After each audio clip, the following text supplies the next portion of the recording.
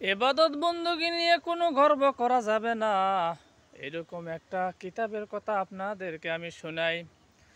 একটা লোক অনেক বড় ইবাদতকারী বান্দা ছিল। হাদিসের মধ্যে পাওয়া যায় মৃত্যুর পর আল্লাহকে বললেন, আল্লাহ আমারে তুমি জান্নাত দাও। আল্লাহ বললেন, বান্দা তুই কিসের বিনিময়ে আজকে আমার কাছে জান্নাত চাস? ওই লোক বললেন, আল্লাহ আমি সারা জীবন তোমার গোলামি করেছি, তোমার ইবাদত বندگی করেছি, এই ইবাদত বندگির কারণে তুমি আমাকে জান্নাত দাও।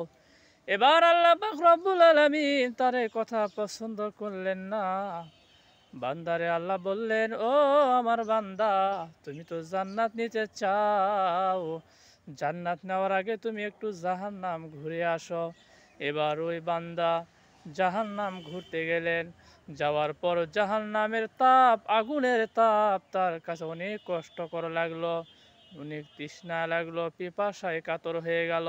এবার আল্লাহ পাক রব্বুল আলামিন হযরত জিবরাইল আলাইহিস সালামকে বললেন, জিবরাইল যাও, তুমি মানুষের সুরত ধরে তার কাছে পানি নিয়ে যাও, দেখি বান্দা এবার কি করে।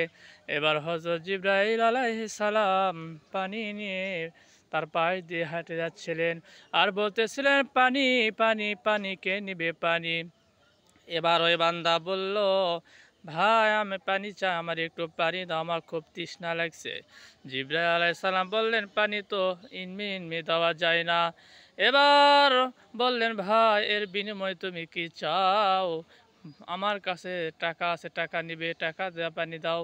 বললেন জিবরাইল সালাম, না, আজকের দিনে টাকা দেওয়া পানি বেচা হয় না, আমি তোমাকে পানি দিতে পারি, একটা শর্ত আছে।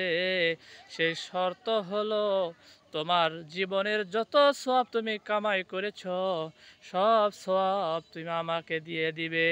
তখন ওই আল্লাহর বান্দা বললেন, তাই দিয়ে দিব, আমার যত সওয়াব আছে দিয়ে দিব, তবু তুমি আমারে একটু পানি দাও, আমার অনেক তৃষ্ণা লাগছে, আমি তৃষ্ণা নিবারণ করতে চাই। এবার ওই বান্দা সমস্ত সওয়াব জিবরাইল আলাইহিস সালামকে দিয়ে পানি পান করলেন। এবার ওই বান্দা আল্লাহ তাআলার কাছে আসলেন।